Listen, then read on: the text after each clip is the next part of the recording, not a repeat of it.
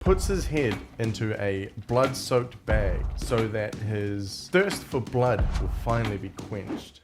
Welcome back to Bobby's Brain Dump. Today we're continuing our Better Than Cleopatra Queen series, and we're going to be looking at my two favorites, Boudica and Tomyris. We'll start with Tomyris. Tomyris was the queen of the Mesogetae in the 6th century BCE. She was an only child, so on her father's death, she inherited the crown. Despite numerous attempts to dethrone her, she remained as the war lady of the Iranian people that lived here. And she is renowned for defeating the undefeatable Cyrus the Great. Now, Cyrus the Great, or Kirash the Great, is gonna get a video at some point, so in the future I'll link that up there. But he was also a straight badass. He was the person responsible for founding the first Persian Empire. After conquering himself an empire, he offered his hand in marriage to Tomyris, pictured here holding Cyrus the Great's head. He was hoping to absorb the Mesogetae lands into the new Achaemenid Persian Empire. Tomyris turned it down. Never one to be defeated, Cyrus the Great gathered his armies and marched up to meet Tomyris in the field. The problem for people like the Achaemenids is that the Mesogetae were nomadic, so they didn't really have anywhere to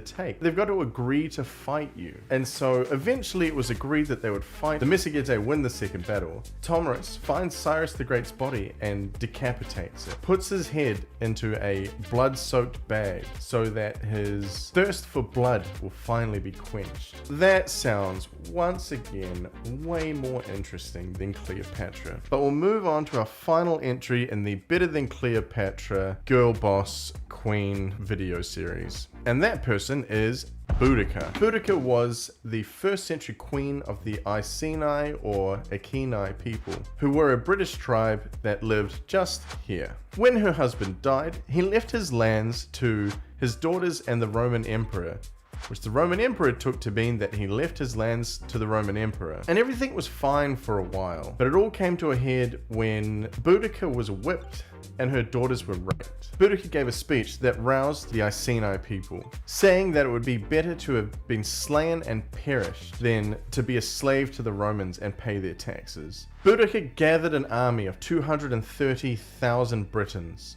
The Iceni slaughtered their way through the Roman towns of Camulodunum, Londinium, and Verulamium before being defeated in battle shortly thereafter. Seeing defeat on the horizon, Boudica is said to have poisoned herself.